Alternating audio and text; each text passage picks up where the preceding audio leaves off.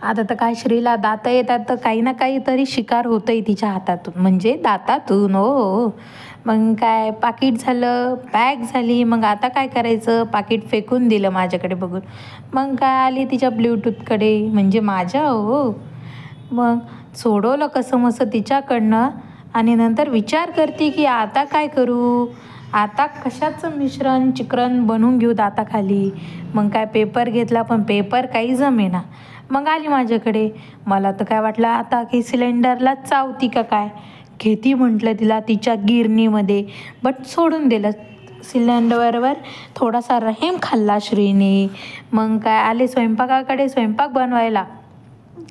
मी स्वयंपाक बनवते, हिचं का तर काय, हिचं ते चालू आहे कॅमेरा फिरवणं. फोन झाला इकडनं झाला की तिकडनं. भाजी बनवली मस्तपैकी तुरीच्या सोल्याची भाजी बनवली आहे.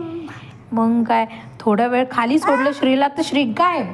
श्री कुठे तर पायरी चढून तिकडे. मग पीठ भिजवून घेतलं. नंतर पोळ्या करते.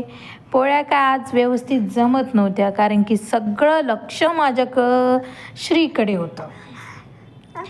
गोल तर जमतच नाही हो मला आणि आज तर खास जमतच नव्हतं.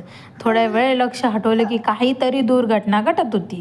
कधी जारसोबत, कधी झाडूसोबत, तर कधी माझ्यासोबतच. म्हणजे की श्री घडवत होती.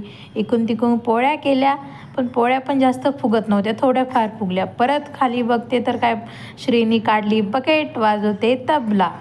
नंतर सोडून दिलं पोळ्याला मस्त तेल लावलं, एकदम झमझमीत भाजून घेतली. चटपट चटपट भाजी पण झालेली होती. मग मस्त स्वयंपाक झाला. नंतर तर श्रीकडे येऊन बघते ते श्री वाजवते एक खुळखुळं. असं मस्त वाजवलं, मस्त छान झोपली आता. एवढी थकली ना बिचारी. तुम्ही पण